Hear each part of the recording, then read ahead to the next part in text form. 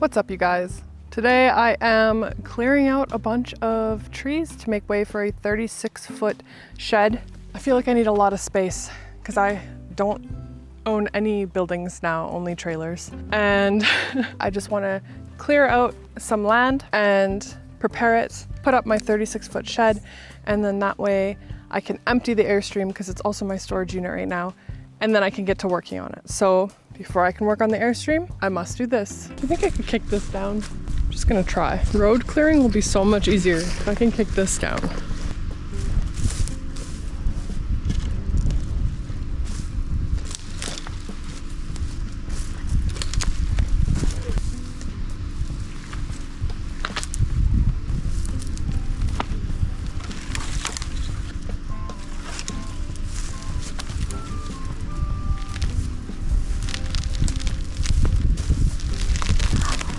The roots all just got completely boiled during the forest fire.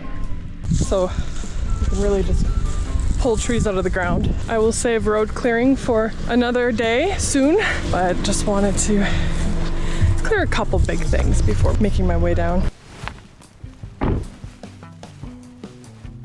Okay, so first things first, I feel like it's such a momentous thing. And it's happening on my very first full day, which is that I realized that my pretty girl nails are getting in the way. I'm already cracking them, already starting to damage them, and they are kind of a liability. So I happen to have a nail file in my car. First thing I'm gonna do, get rid of the pretty girl nails. Had to happen.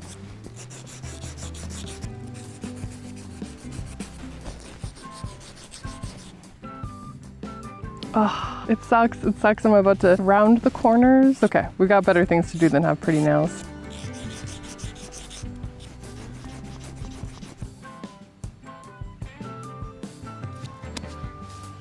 All right, let's get to work. So I'm thinking about putting the shed up here on the top shelf rather than on the lower shelves. So there's the driveway. There's the top shelf.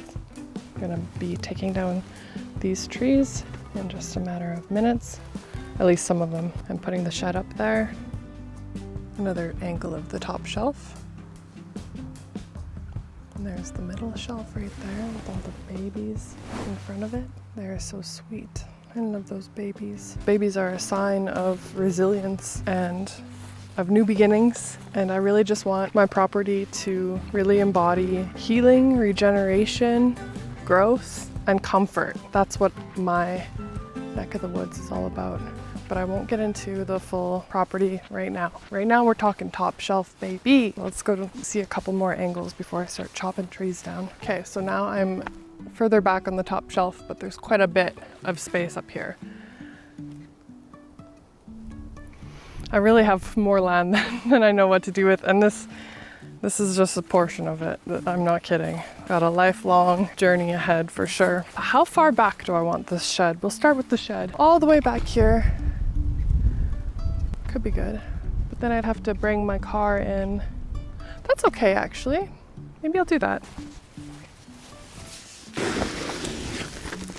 Oh.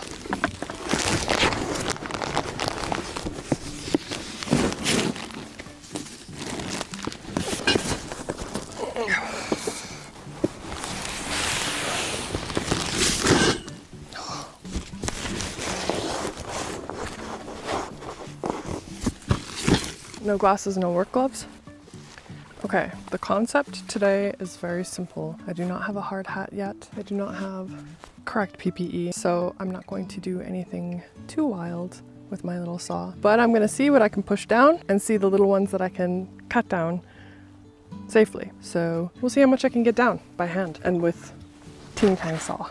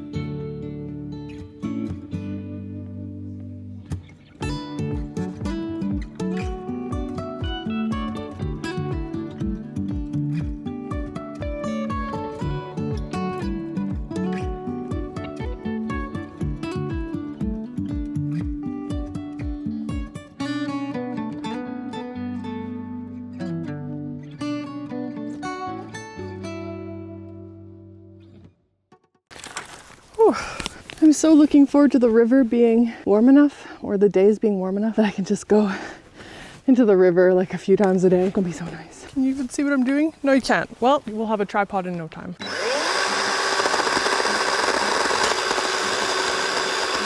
It's so beautiful. A little uneven. All right, I made a notch like this. So that way I could have the tripod, camera, this way or this way. How good is that?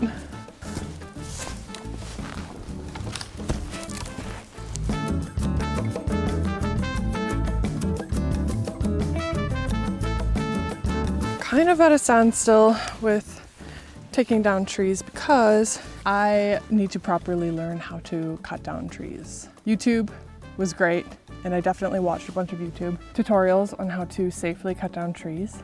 But without a hard hat and without more guidance, I don't think I'm ready to do that. I did try cutting down the tree that you are tripoded into, and it's a small tree, like you saw the width of it, and I thought this would be a good first beginner tree, and I did the cut that I was taught to do on YouTube. But then I got limb tied and I just feel like before I start cutting the rest of these down, I would really like my family to be here to teach me and help me not or like hurt myself or, cause any problems. So I'm gonna hold off on cutting down more large trees. However, I'm gonna get the tent boxes in here. One of them is so freaking heavy. So I guess let's just get this over with. Start out with the light guy, which is probably a fifth the weight and fairly manageable. But you're gonna laugh at me when you see the other guy, how I have to transport it. I really should get a quad with a cargo wheelbarrow thing on the back of it.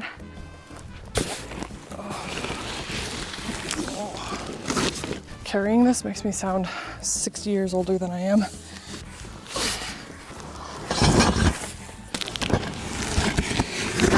I have been beating this poor box up in the moving it like this, just spinning it and having it collapse on itself probably like 30 or 40 times.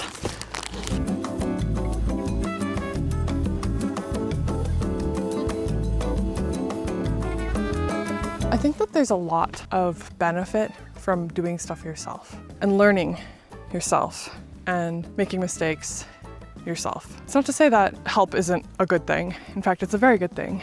And partnership where you can work together is great too, but yeah, I guess I'm a hermit is what I'm saying. I'm a hermit.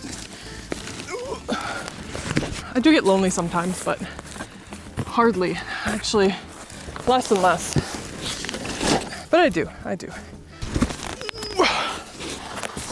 Oh God. Lord have mercy. I'm gonna do one more.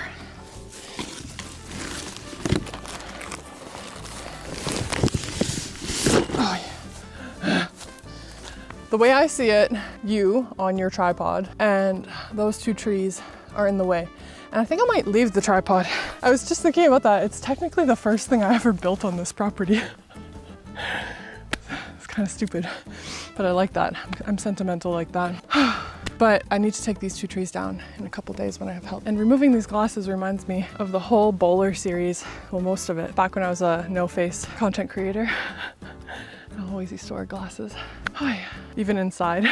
So nice to be free. So I am going to wrap up the episode here. The land is cleared for the most part. I will get a little bit of help with the really big trees. And then in the next episode, I will put up the big old 36-foot greenhouse / shed. So stay tuned for that, you guys. And thank you so much for joining me. I'll catch you guys in the next one.